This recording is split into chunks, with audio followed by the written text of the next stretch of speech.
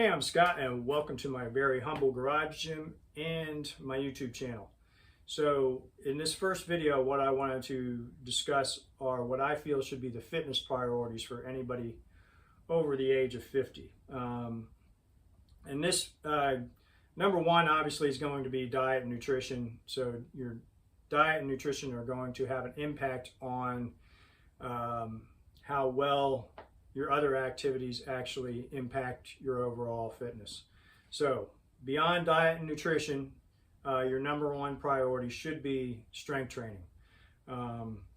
With strength training over the age of 50, we're trying to offset a couple issues that could be impacting us as we get older. One issue definitely impacts us, and so strength training will offset that if we do legitimate strength training. And that process is sarcopenia. Sarcopenia is the loss of muscle mass due to aging. It happens to everybody, and it starts sometime around the age of 40. In that first decade, you can expect to lose about 3 to 5% of your muscle mass, and then that process will accelerate as you get older. So by the time you hit 70, you're a lot weaker than you ever were when you were 40, if you've done no strength training whatsoever. So that can just basically make life a little bit more difficult. The other issue that some people deal with, and particularly women who've reached the age of menopause, and that is osteoporosis, which is the loss of bone density. So that loss of bone density can result in easily broken bones, and that will translate into loss of mobility along with your lack of strength. So strength training helps to offset both of those issues. And another benefit to strength training is if you do legitimate strength training, you're going to get your heart rate up, and that gives you a heart benefit. So that takes me to the second priority for people over the age of 50, and that's cardiovascular training.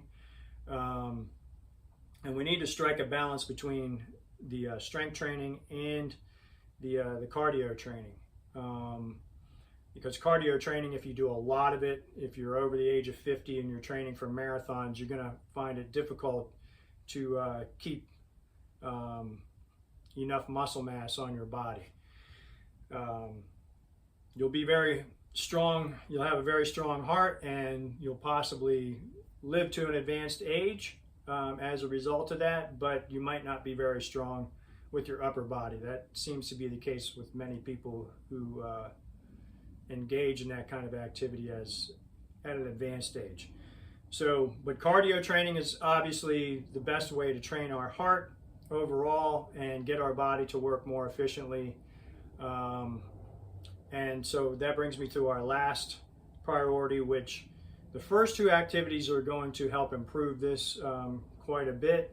And that's your mobility and your flexibility. So if you train regularly for strength with compound movements, you're going to be training with a big range of motion with weight, and that will do nothing else. If nothing else, it's going to improve your mobility. So if you're doing barbell squats, you're going to be able to squat down and get back up. That's a pretty big range of motion. If you're doing an overhead press, while on your feet, that engages the whole body as well. And so strength training goes a long way to that. If you do cardio activities such as running or whatnot, that's going to help your mobility as well, and swimming.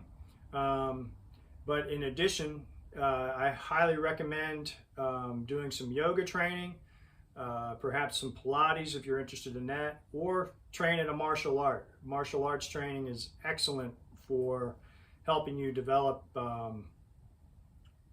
mobility and moving in different ways that you're not going to move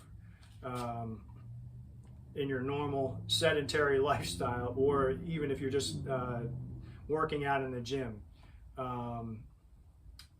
Kung Fu and yoga and Pilates are going to put you in positions that your body's generally not used to and will have to adapt to by increasing your flexibility and your mobility.